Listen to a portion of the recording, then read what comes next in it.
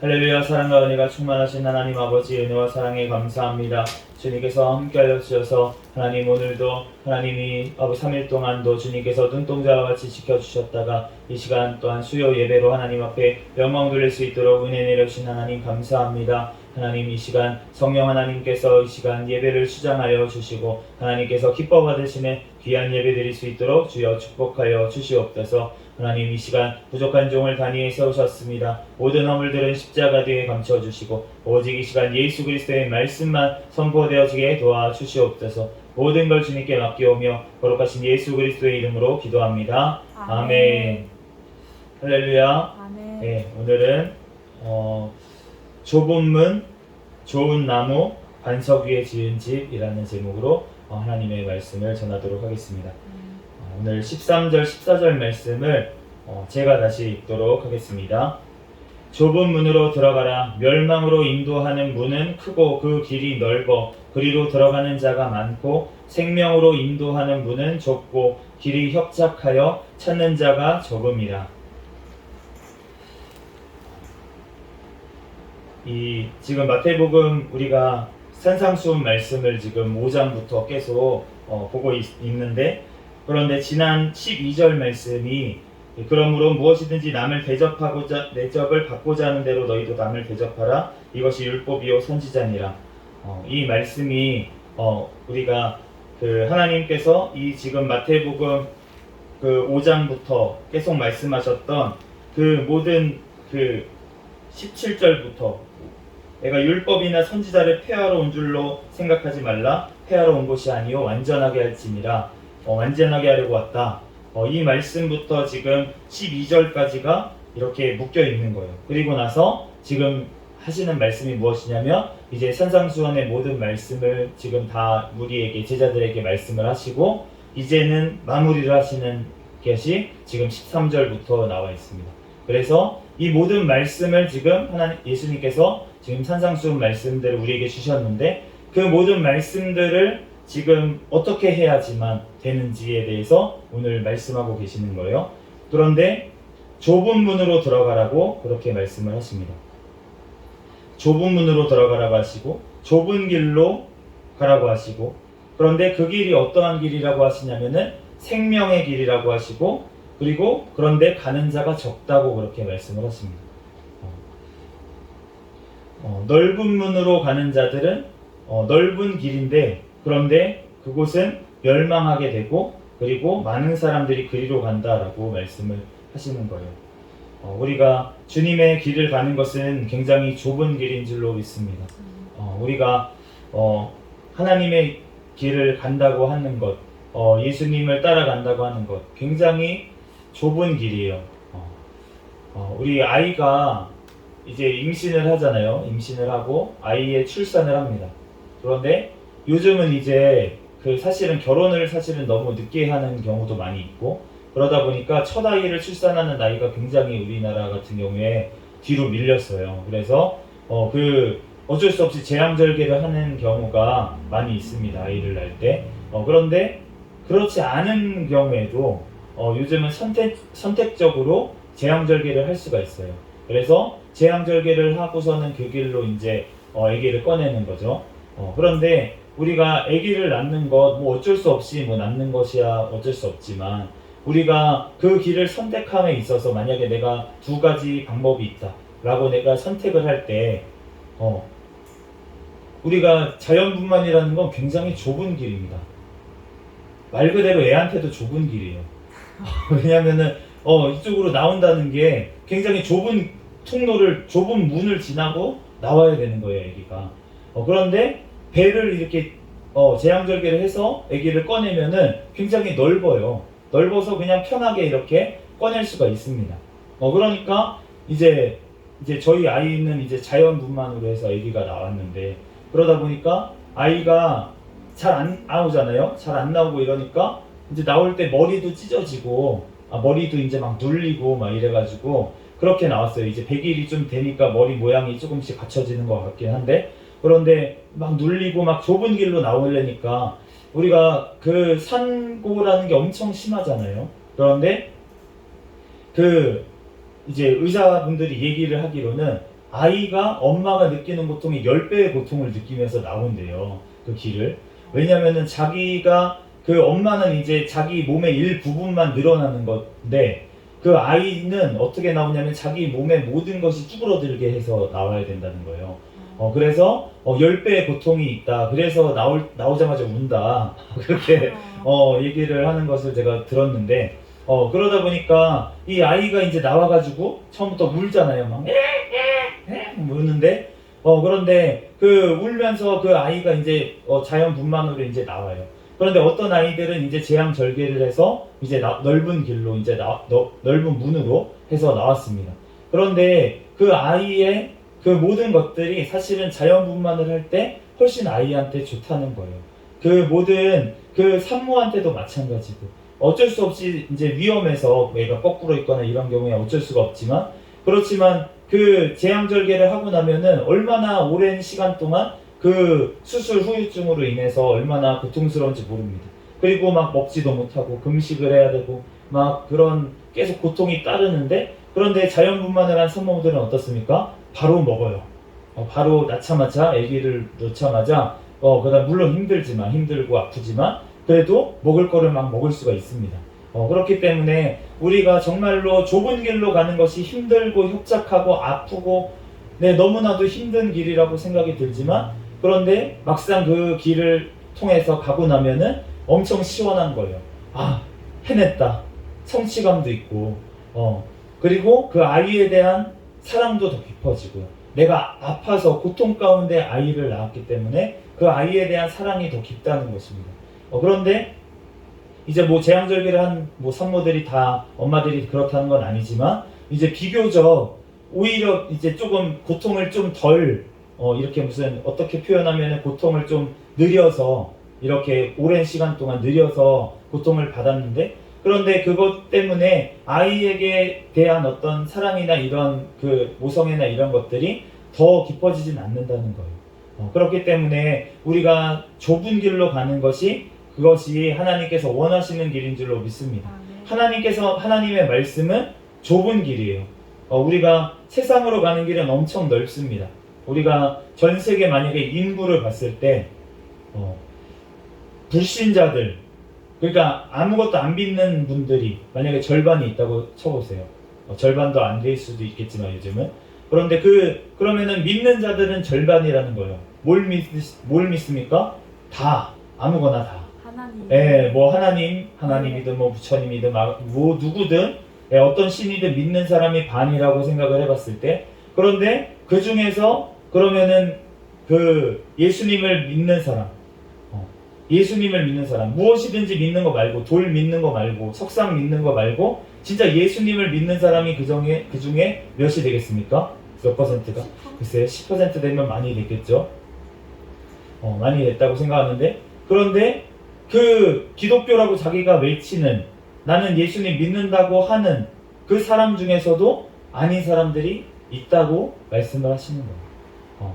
그러면은 전 인구로 봤을 때 그 예수님을 믿고 좁은 길로 가는 자가 얼마나 되겠습니까? 우리가 생각하기보다 훨씬 적을 수 있다는 거예요. 그렇기 때문에 우리가 넓은 길, 누구나 가는 길, 그 길을 가는 것은 사실은 굉장히 위험한 길입니다. 왜냐하면은 그 길의 끝에는 멸망이 있기 때문에 많은 사람들이 가는 길, 많은 사람들이 옳다 하는 그 길은 멸망으로 가는 길일 수 있다는 거예요. 우리가 마지막 때에 우리가 종말장들 이런 말씀들을 보다 보면은 성경에 그러면은 어떠한 일들이 데살로니가 전후서에도 마찬가지고 그 이제 멸망의 아들이 하나님의 자리에 올라서 교회에서 많은 사람들이 배도를 한다, 떠난다, 하나님을 떠나서 그 자를 섬긴다 이렇게 말씀을 하시거든요. 마지막 때에 일어날 일들에 대해서 그렇게 말씀을 하시는데 그런데 그러한 일들이 우리의 지금 때에 일어날 수 있다는 거예요. 그렇기 때문에 우리가 그 길, 그 넓은 길로 우리는 가지 말아야 될 줄로 믿습니다. 아멘. 누가복음 13장 23절 말씀을 보면은 어떤 사람들이 예수님께 와서 이렇게 물어봅니다. 주여, 구원을 받는 자가 적으니까? 그러니까 예수님께서 이렇게 말씀을 하시는 거예요. 좁은 문으로 들어가기를 힘쓰라. 내가 너희에게 이르노니 들어가기를 구하여도 못하는 자가 많으니라. 심지어 좁은 문으로 들어가기를 힘쓰라고 하셨는데, 그런데 들어가기를 구하여도 못하는 자가 많다 라고까지 말씀을 하셨어요. 내가 예수님을 믿는다고 얘기하고 작정을 하고 그렇게 나간다고 하더라도 그래도 못 들어가는 자가 많다고 그렇게 말씀을 하시는 것입니다. 오늘 15절부터 23절까지 말씀 제가 읽어보겠습니다.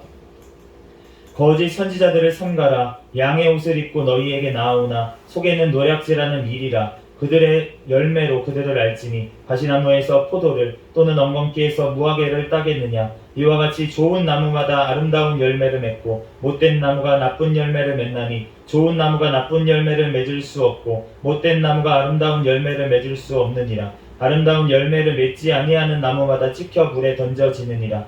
이러므로 그들의 열매로 그들을 알리라. 나더러 주여 주여 하는 자마다 다 천국에 들어갈 것이 아니요 다만 하늘에 계신 내 아버지의 뜻대로 행하는 자라야 들어가리니 그날에 많은 사람이 나더러 이르되 주여 주여 우리가 주의 이름으로 선지자 노릇하며 주의 이름으로 귀신을 쫓아내며 주의 이름으로 많은 권능을 행하지 아니하였나이까 하리니 그때에 내가 그들에게 밝히 말하되 내가 너희를 도무지 알지 못하니 불법을 행하는 자들아 내게서 떠나가라 하리라.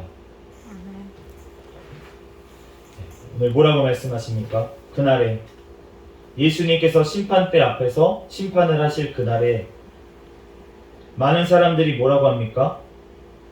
주여 주여 우리가 주의 이름으로 선지자 노릇하며 주의 이름으로 귀신을 쫓아내며 주의 이름으로 많은 권능을 행하지 아니하였나이까. 우리가 예수님의 이름으로 선지자 노릇하려면 그러면 얼마나 우리가 열심히 기도를 해야 될까요? 네? 예수님의 이름으로 선지자 노릇을 하려면 그러면은 예언의 은사는 기본적으로 받아야 되지 않겠습니까? 네, 그러면은 그 선지자 노릇을 할 수가 있겠죠. 그런데 그러려면 얼마나 그 예언의 은사를 사모하고 기도해야지 그거를 받았겠어요? 네.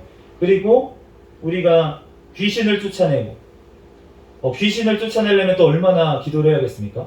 예수님께서 얼마나 말씀을 하셨냐면 귀신을 쫓아내는데 어떤 귀신은 제자들이 못 쫓아냈어요. 분명히 권능을 다 주셨는데. 그랬더니만 예수님께서 하신 말씀이 기도와 금식 외에는 이런 유가 나갈 수 없다. 그럼 기도와 금식을 얼마나 해서 그 귀신을 쫓아내는 그 능력을 받았냐는 거예요. 그 밖에 많은 권능들을 행하지 아니하였나이까. 치유의 은사를 가지신 분들은 막 치유가 일어납니다. 진짜로 치유가 일어나고 우리도 많이 경험을 했고 그렇게 하니까. 그런데 치유가 일어나고 또 어떤 일들까지 일어나냐면은 막 어떤 물질이 갑자기 변하고 이런 일들도 벌어진다고 해요. 저는 뭐 직접 본 적은 없는데 그런 거를 보신 분들도 있다고 합니다. 그리고 실제로 선교지 같은 데서는 엄청난 기적들이 잘 일어난다고 전해 들었어요. 왜냐하면은 없으니까. 예를 들어서 우리가 만약에 머리가 찢어졌어요. 이렇게 머리가 어디에 부딪혀가지고 막 머리가 찢어졌어. 그럼 어디를 가겠습니까? 병원에 우리 뛰쳐가겠죠 지금. 병원에 119를 부르거나 그럴 거 아닙니까? 그런데 막 선교지에 사막이고 뭐 병원 없어요. 이런데 예전에 제가 이제 간증을 들은 거는 어떤 선교사님하고 이제 목사님이 같이 선교지에서 이제 이동을 하느냐고 지프차를 타고 이제 이동을 하다가 그러다가 사고가 난 거예요. 사고가 나가지고 전복이 됐습니다. 그래가지고 피가 나는 거예요. 막 옆에 이제 선교사님 계시고 막 피가 철철철 나는 겁니다. 그런데 그 상황에서 어떻게 해요? 어떻게 할 수가 없잖아요. 그러니까 이 선교사님이 손을 안수를 딱 하고서는 그냥 기도했대요. 하나님 제발 붙여주세요. 이 목사님 살려주세요. 하나님께서 붙여주세요. 지금 어떻게 합니까? 하나님께서는 하실 줄 믿습니다. 하고 기도를 했는데 어떻게 됐냐 하면 진짜 피가 그냥 멎어버려서 그냥 딱 됐다는 거예요. 상처가 그냥 아물어 버렸다는 겁니다. 그런데 그러한 역사가 하나님께서 필요하면 일으켜 주십니다. 그런데 그러한 역사가 일어나려면 얼마나 또 기도를 하고 네, 기승전 기도, 네, 기승전 경건 생활 얼마나 금식을 하고 기도를 하고 하나님 앞에 그렇게 해서 능력을 얻어야지만 그러한 능력이 나가겠어요. 그러니까 우리 성경에 나오는 사도행전의 많은 사도들 막 그 어떤 뭐 사도 바울이나 베드로 같은 경우에 베드로가 지나갈 때 그림자만 닿아도 병자들이 낫고, 사도 바울의 손수건 쓰던 손수건만 갖다가 얹어도 병자가 낫고, 이런 역사가 실제로 일어났다는 거예요. 그리고 지금도 일어날 수 있다는 것이,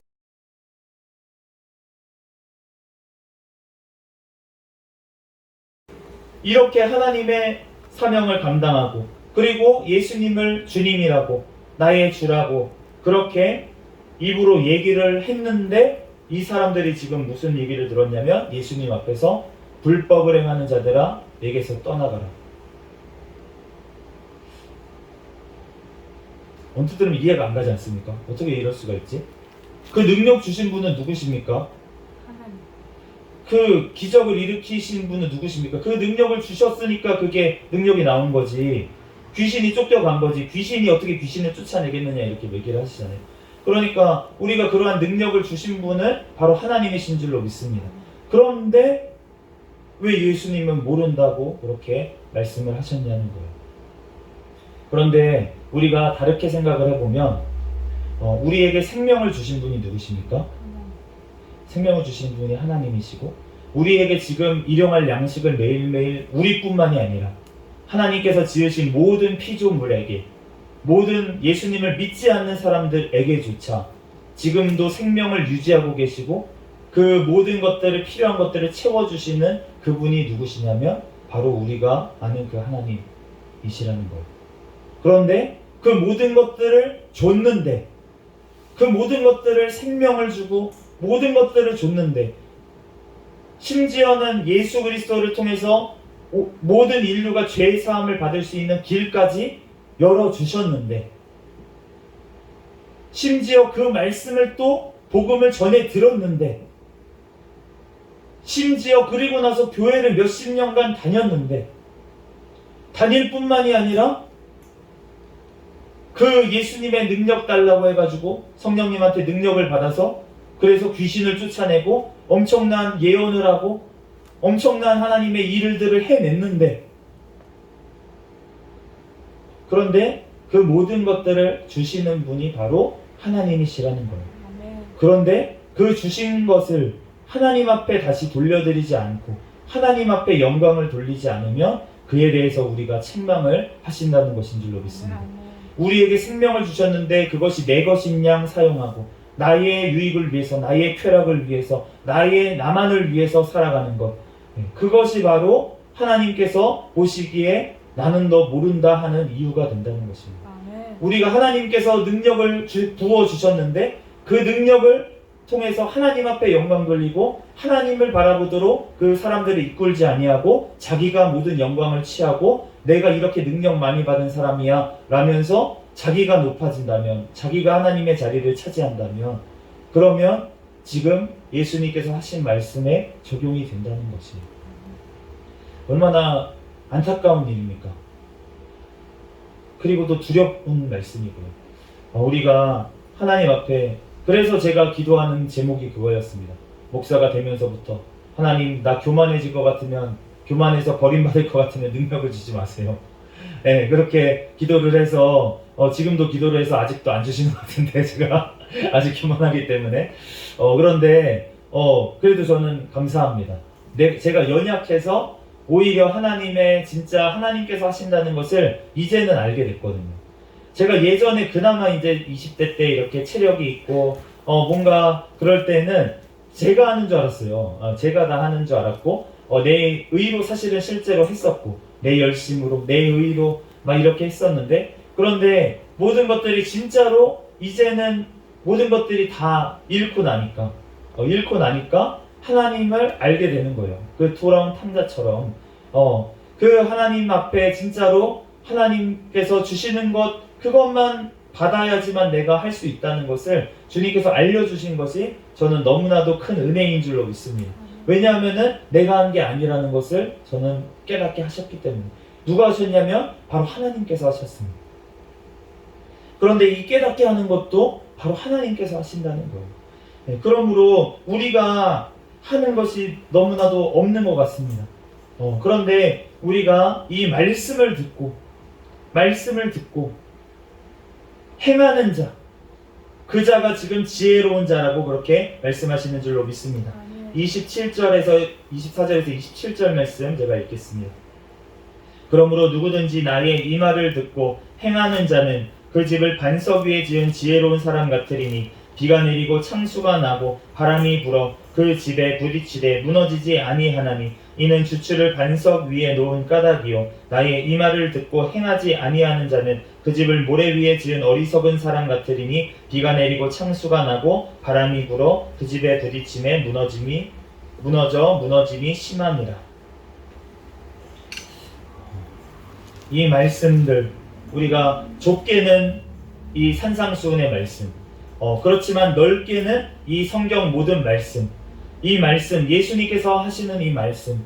그런데 사실은 이 모든 성경이 예수님을 말씀하시고 있기 때문에 우리가 이 하시는 말씀을 듣고 행하는 자는 지혜로운 자고, 홍수 중에 또 그 집이 무너지지 않는 반석 위에 지은 집을 지은 사람 같다라고 말씀을 하시는 거예요. 우리가 예전에 그런 얘기 있잖아요. 그 얘기 아시나요? 청개구리 얘기. 청개구리가 말을 더럽게 안 들어요. 예, 그래가지고 이제 엄마 청개구리가 이제 이 아이 청개구리한테 이제 뭘 말을 해도 계속 거꾸로 하는 거예요. 예, 밥 먹어라 그러면은 안 먹고, 자라 그러면 안 자고, 무조건 어머니 말에 무조건 진짜 반대 순종을, 불순종을 함에도 안 하는 것도 아니고 그냥 반대로 자꾸 하니까, 그래서 이 어머니가 너무 화병이 걸려가지고 이 엄마 청개구리가 병이 났어요. 그래가지고 이제 곧 임종을 앞두게 됐습니다. 그래서 이 아들 청개구리한테 와가지고 얘기를 하는 거죠. 얘야, 엄마의 마지막 얘기니까 이거는 꼭 들어다오. 이건 꼭 들어다오. 나를 꼭 저 강가에, 물가에다가 나를 묻어줘라. 나를 물가에 묻어라. 그러고서는 엄마 청개구리가 깨꼬닥 했어요. 근데 이 아들 청개구리가 그 어머니의 그 마지막 유언을 듣고 어떻게 했습니까? 어머니는 이 청개구리가, 아들이 맨날 말을 이상하게 들으니까, 반대로 하니까 물가에 묻으라 그러면 산 위에 묻을 줄 알고 이렇게 유언을 남겼는데, 그런데 이 아들 청개구리는 내가 그동안 어머니의 말씀을 그렇게 안 들었는데 내가 이 마지막 유언은 내가 꼭 들으리라 하고서는 물가에 가가지고 묻는 거예요. 그러니까 동네 사람들이 어떻게 얘기했습니까? 이 미친놈아, 왜 거기다 묻어? 그러니까 엄마의 유언이라고. 그러면 알 거 아닙니까? 동네 사람들도 너가 맨날 그렇게 했으니까 엄마가 그렇게 얘기를 한 거지, 그렇게 얘기를 했지만 그 아들은 어떻게 받아들였냐면 물가에 그렇게 묻어놓고 맨날 홍수가 날까봐 그 연못가에서 울었다는 전설이 있습니다. 처음 들으시나요? 처음 들어요? 그래서 운다고, 청개구리가 그렇게 비가 오고 그러면 운다고, 그런 이제 이야기가 있는데, 그런데 이 지금 예수님께서 말씀을 하셨어요. 우리에게 말씀을 하셨습니다. 그런데 우리가 이 말씀을 듣고 행하면, 그러면은 우리가 반석 위에 집을 지었대요. 그러면 홍수가 나도 무너지지 않습니다. 그런데 우리가 말씀을 듣고 행하지 않는 자, 그 자는 어떻게 되냐면 모래 위에 지은 집 같아서 홍수가 나면 그러면 다 무너져 휩쓸려 간다는 거예요. 우리가 마지막 때에 또한 우리의 죽음의 그 순간을 지나면 그 죽음의 순간이 얼마나 고통스러워요. 우리가 아기가 그 고통 가운데 이 땅에 태어났다고 했잖아요. 그래서 웁니다 막. 그런데 우리도 그 하나님께 가기 위해서는, 예수님 앞에 가기 위해서는 어떠한 고통을 통과를 해야 되냐면 죽음의 고통을 통과를 해야 되는 거예요. 그래서 그 고통이 사실은 우리가 그래 예수님 만나는 거 좋지, 천국 가면 좋지라고 생각을 하지만 우리는 사실은 그 죽음에 대한 고통에 대한 두려움이 우리는 사실은 남아있는 거예요. 그런데 우리가 그것을 통과할 때, 우리의 집, 우리의 영원한 집이 있는 그곳에 우리가 도달하기 위해서는 우리가 예수님의 말씀에 순종해야 된다고 지금 말씀하시는 줄로 믿습니다. 그런데 우리가 그 죽음의 순간을 통과하고 나서 우리의 집이 아무것도 없고 다 불타버리는 그곳에 가게 된 이유는 무엇이냐면 하나님의 말씀에 들렸을 때 그 말씀대로 행하지 아니하는 것 때문에 그렇게 된다고 말씀을 하시는 거예요. 그러면 무엇입니까? 우리의 행위로 구원받는 것입니까? 그것이 아니라는 거예요. 예수님의 말씀을 들어야 될 줄로 믿습니다. 우리는 예수님의 말씀이 기준이 돼야 돼요.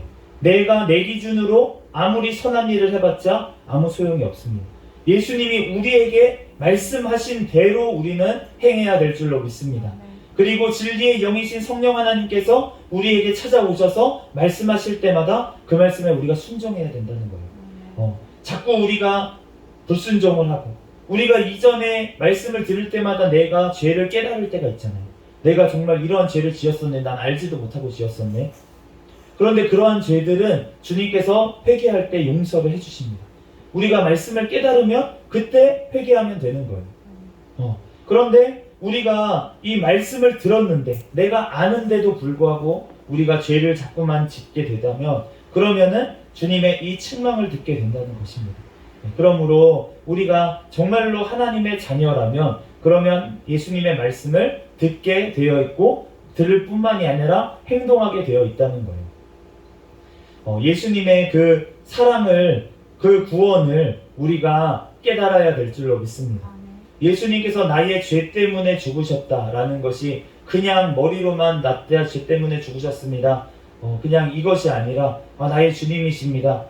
그것이 아니라 진짜로 나의 주님이라면 그러면 그 말씀대로 우리가 종처럼 행동을 해야겠죠. 그런데 우리는 내가 스스로 종이라고 생각을 해야 되지만 그렇지만 주님께서는 우리를 어떻게 여겨주시냐면 아들과 같이 여겨주신다고 해요. 그 놀라우신 사랑을 우리가 더욱 깨닫기를 원합니다. 그렇게 깨닫게 되면 그러면은 우리는 자연스럽게 하나님의 말씀대로 살아가게 되어 있습니다. 우리가 어렸을 때는 부모님의 사랑을 잘 몰라요. 사실 알긴 알지만 부모님이 나 다 해주니까. 그런데 만약에 그 아이에게 아무것도 안 해주는 부모님이 있다고 생각을 해보세요. 그러면은 그 아이가 그 부모를 사랑할까요? 네, 안 하겠죠. 아무리 엄마 아빠라도 본체만체 할지도 모르겠습니다. 다른 사람이 더 잘 돌봐주고 먹을 거 주고 이렇게 한다면 그러면은 그 아이가 그 부모인지도 모르겠죠. 이 부모가 아닌 것 같아. 이렇게 생각을 할 수도 있고. 그런데 정말로 우리가 어렸을 때, 우리가 연약하고 그럴 때, 우리가 주님을 잘 모를 때, 그럴 때 주님께서 어떻게 해주시냐면 우리를 그때 구원을 하시는 거예요. 나를 건져내셔서 나를 자녀 삼아 주시는 것입니다. 그리고 나서 내가 필요한 모든 것들을 채워주세요. 이 지금 주여 주여 하던 이 사람들한테도 주님께서는 심지어 모든 것들을 채워주셨고 또 심지어는 성령의 능력까지 허락하여 주셨습니다. 그런데 그 능력을 받은 것, 그 받은 것에 대해서 배응망덕하면 우리는 안 될 줄로 믿습니다. 진짜 주님의 사랑을 깨달은 자라면 그러면은 정말 옥합을 깨뜨렸던 그 여인처럼 예수님 앞에 나와서 그 자기 머리털로 모든 옥합을 깨뜨려서 발을 씻겼던 것처럼 그렇게 사랑을 표현하게 되어 있다는 것이에요. 우리가 정말로 주님을 안다면, 주님을 믿는다면 우리가 주님을 그 사랑하는 데까지 나아가게 될 줄로 믿습니다. 그런데 그것을 하는 것이 나의 힘으로 하는 것이 아니라는 거예요. 하나님께서 나를 이끌어 가셔야 됩니다. 그런데 나를 이끄시기 위한 것에 하나님께서 나를 이끄시려고 하는데 그거에 대해서 내가 불순종했을 때는 그 책임은 주님께 있는 게 아니에요. 바로 나에게 있다는 것입니다. 하나님께서는 나를 인도하시고 내가 회개하기를 기다리시고 내가 하나님의 말씀대로 뜻대로 살기를 지금도 원하시고 또 내가 결심하고 또 넘어지더라도 주님께서는 잘했다 다시 일어나자 얼마든지 용서해 주시는 하나님이신 줄로 믿습니다. 그런데 우리가 그 시도조차 하지 않고 일어나지도 아니하고 그 선하신 하나님, 내가 이 길을 지금 쫓아가고 있는데 나 진짜 제대로 가는 거 맞아요? 문이 너무 좁은데? 길이 너무 협착한데 그러면서 이분 아닌 것 같아. 저 길로 가야겠다. 저기 사람 너무 잘생겼어. 저 길로 간 사람들도 많이 따라가네. 저 길로 가야겠다.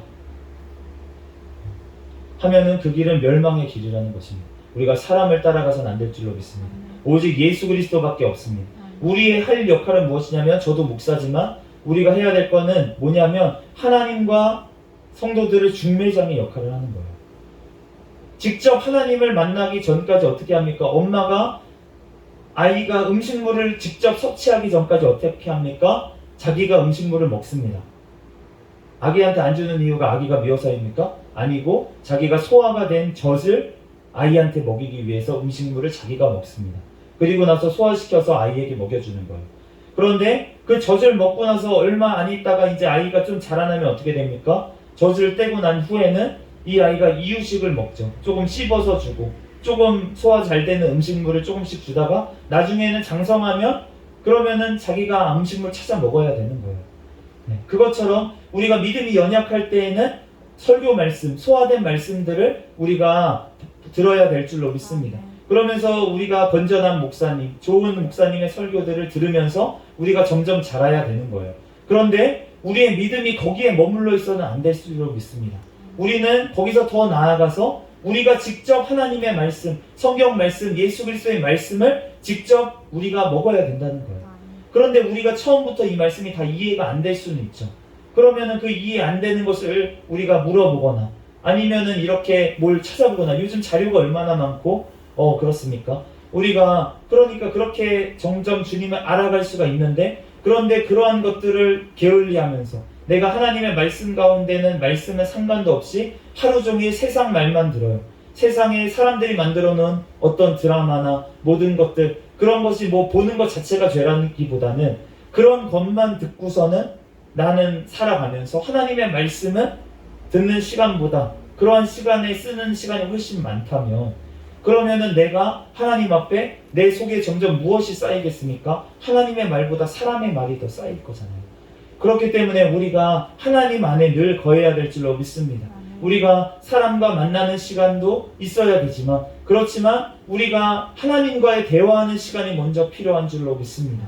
하나님의 말씀 가운데, 하나님과 대화하는 가운데 우리에게 깨닫게 하시고 우리에게 능력을 주시고 우리에게 말씀으로 우리를 회개케 하여 주시는 그 하나님께서 모든 것들을 하실 줄로 믿습니다. 우리들은 그 하나님 안에 거하기만 하면 돼요.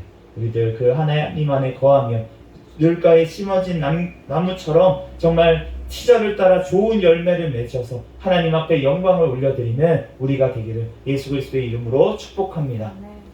잠시 기도하겠습니다. 할렐루야. 사랑과 은혜가 많으신 하나님, 은혜와 사랑에 감사합니다. 주님께서 함께하여 주셔서 오늘 하나님 이제 산상수훈 말씀이 하나님 아버지 하나님 오늘 또한 말씀으로 아버지 하나님 마무리가 되었습니다. 하나님 아버지 산상수훈 설교를 통하여서 하나님 우리에게 또한 아버지의 말씀하신 그 예수 그리스도의 말씀 따라 우리들 행하며 살아갈 수 있도록 인도하여 주시옵소서. 하나님, 그러나 나의 힘으로 하는 것이 아닌 줄로 아버지 하나님 믿사오니 하나님께서 아버지 하나님 친히 아버지 성령 하나님께서 나를 만져주시고 하나님 내 안에 아버지 하나님 예수 그리스도의 말씀으로 아버지 하나님 채워져서 그 말씀이 나를 아버지 일으켜주시고 그 말씀이 나를 아버지 회개케 하시고 아버지 그 말씀이 아버지 하나님 그 말씀의 그릇 안에 하나님 아버지 말씀에 아버지 성령님의 아버지 능력을 아버지 하나님 부어주셔서 하나님 우리들 아버지 주님의 성전으로 지어져 가게 도와주시옵소서. 주여, 주님께서 온전히 거하실 수 있는 아버지 성전이 되게 하여 주시고 나의 온전한 영원한 성